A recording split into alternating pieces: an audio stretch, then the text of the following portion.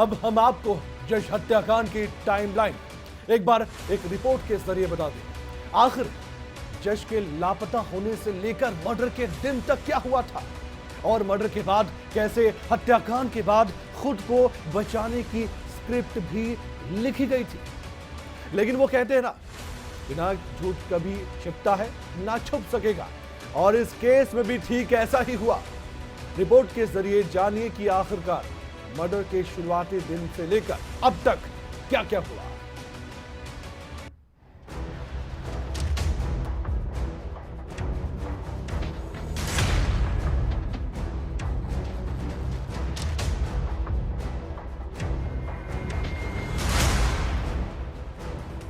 ये 4 साल के मासूम जश की तस्वीर। जश की लाश 6 अप्रैल को करनाल के कमालपुर रोडान गांव में पड़ोस की घर की छत पर मिली। तब से लेकर अब तक इस केस की जांच की आंच परिवार के कई चेहरों तक पहुंची है।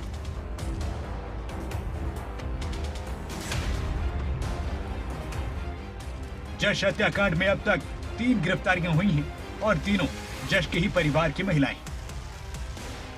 पहली गिरफ्तारी जश की चाची अंजलि की, दूसरी गिरफ्तारी जश की ताई धनवंती, तीसरी गिरफ्तारी जश की पड़ोस की दादी और धनवंती की साथ सुरनदी। 4 साल का जश परिवार का लाडला था, लेकिन परिवार में ही उसकी हत्या बेरहमी से कर दी गई।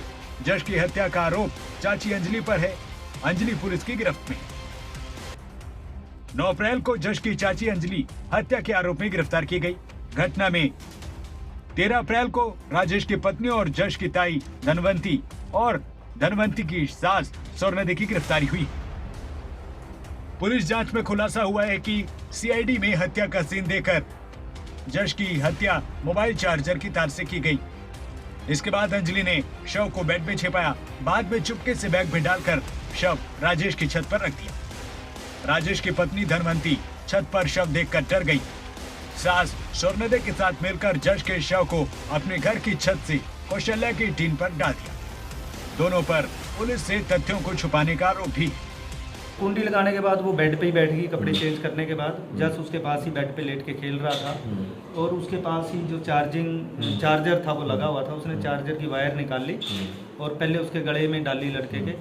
जब उसने रिएक्ट किया थोड़ा सा, उसने बताया कि एक बार मैंने उसको थोड़ा सा ढीला भी छोड़ा, लेकिन फिर मुझे एकदम यूँ लगा कि ये घर जाके बताएगा और फिर मुझे सारे डांट पड़ेगी या फिर मेरे साथ मारपीट होगी। तो फिर उसने उसको गला जोर से दबा के घोट दिया और उसकी मृत्यु होगी। जश हत्याकांड को लेकर पुलिस ने कई चौंकाने वाले खुलासे किए हैं। हत्याकांड में पुलिस ने जांच कई थ्योरी पर की। पहली थ्योरी, जश की हत्या साइको किलिंग है।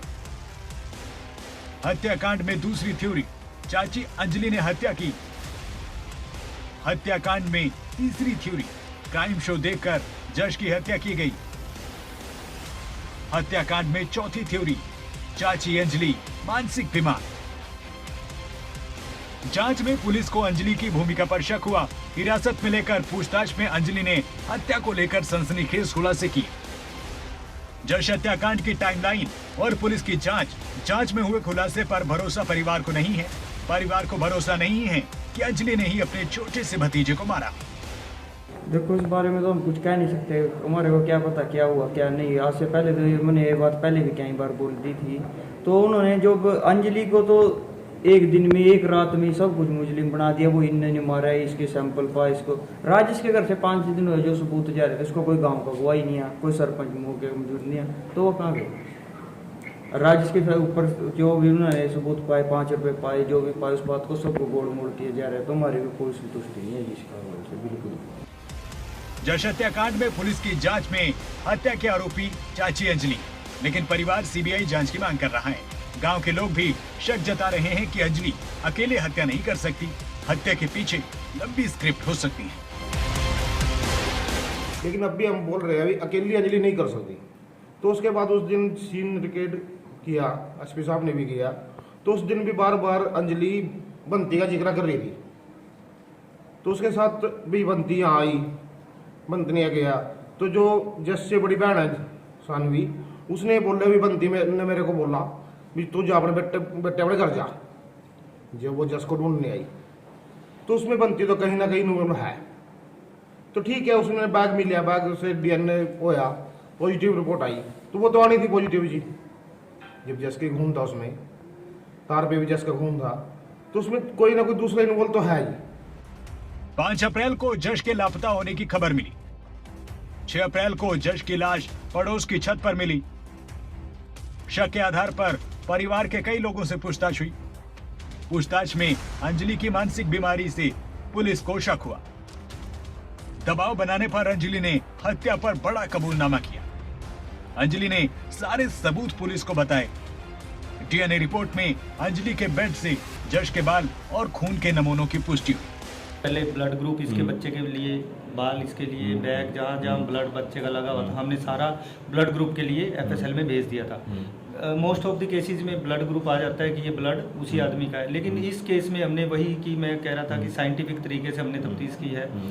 SP साहब ने कहा कि भी इसका DNA टेस्ट की रिपोर्ट आनी चाहिए। उनके हमने सभी जो सैंपल्स थे FSL में हमने जमा करवाए थे और उन पे DNA रिपोर्ट हमने मांगी थी। ये दो तीन दिन का समय लग रहा था, DNA के लिए लग रहा था, ताकि बिल्कुल सही रिपोर्ट आए और एक बोर्ड की तरफ से रिपोर्ट आए। अब वो रिपोर्ट भी आ चुकी है कि जहाँ जहाँ से हमने जो ब्लड सैंपल ये सब हमने भेजे थे, वो उस बच्चे का ही ब्लड था, उस बच्चे के बाल थे। वो सारी चीज़ें अब क्लियर हो चुकी है। साइंटिफिक तरीके से जो भी हमने तफ्तीश की थी, जो ओपिनियन सीख की थी, वो सारी चीज़ें अब फाइल पे हैं। ओपिनियन आ चुकी हैं, रिपोर्ट्स आ चुकी हैं। अब इसमें कोई शक की गुंजाइश ही नहीं। जश की हत्या का मामला भले ही पुलिस ने सुलझाने का दावा किया है, DNA रिपोर्ट आ चुकी है, अपराधी जेल पहुंच गए हैं, लेकिन अभी भी लोगों को पुलिस की जांच सिर्फ एक कहानी लग रही है। करनाल से हिमांशु नारंग के साथ न्यूज़ डेस्क रिपोर्ट, खबरें अभी तक।